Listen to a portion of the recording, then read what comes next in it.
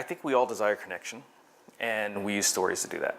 We use narrative to do that. And even when we construct barriers to try to keep story from flowing outwards in ways that we may not intend, stories like water, right? Need to connect is like water. It'll always seek the lowest path. It'll always route around.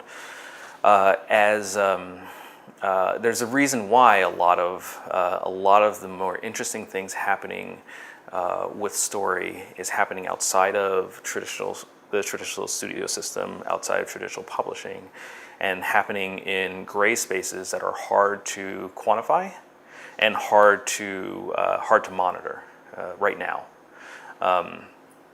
That's where people are making connection, right? Much in the same way that, it was impossible to monitor the person who decided to photocopy the cartoon out of the New Yorker and distribute to all their coworkers because she thought it was hilarious, right? That's happening now on the internet. Those who understand the connection between community and conversation and the actual content itself are trying to find ways to connect with it and take advantage of it. In many ways, that's kind of the first step. The next step maybe is, maybe it looks like IP law that isn't so restrictive, that recognizes that there's a commercial value to things and then a non-commercial value. Maybe it's platforms that understand how to better align people who want to be in conversation with one another, as opposed to siloing them into things that look like brand or things that look like topic, right? Because conversation is malleable and kind of comes and goes.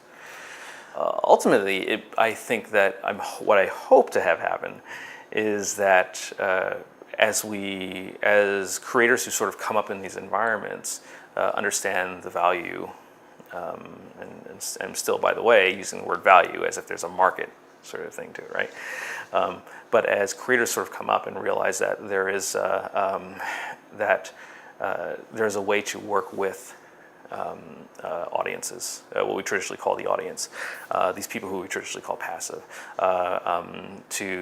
as people realize that there's a difference between media and social media in the same way there's a difference between egg and eggplant. They use the same word, but they're completely different things. That's when those are the folks who I hope will start to recognize that there may be new ways of telling story that don't see community as being exterior to the universes that they create, but seeing them as a vital part of it, right? Right now we draw the line here in terms of the stories we tell, and that's usually for selfish reasons, right?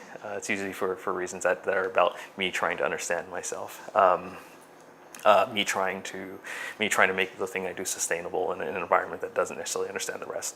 But as we start to push that out, I think stories are going to look a little different. It may not be us that pushes those stories out. It may not be an individual who does it. That's going back to our interest in internet memes. One of the amazing things about internet memes is that those internet memes that tend to spread the farthest and have the most lasting and tend to last the longest are ones without tight controls on authorship. The ones that where nobody says, "This is mine, I made this," where a community all sort of collectively feels as if they made it together. Those are the ones that tend to mutate and tend to iterate, and that people decide to take this thing and say, "Oh, I want other people to see this," and they pass it on and on and on, and so therefore you see them pop up years later, right? You do communities, and that's the maybe story looks radically different from the ways that we traditionally call things narrative now.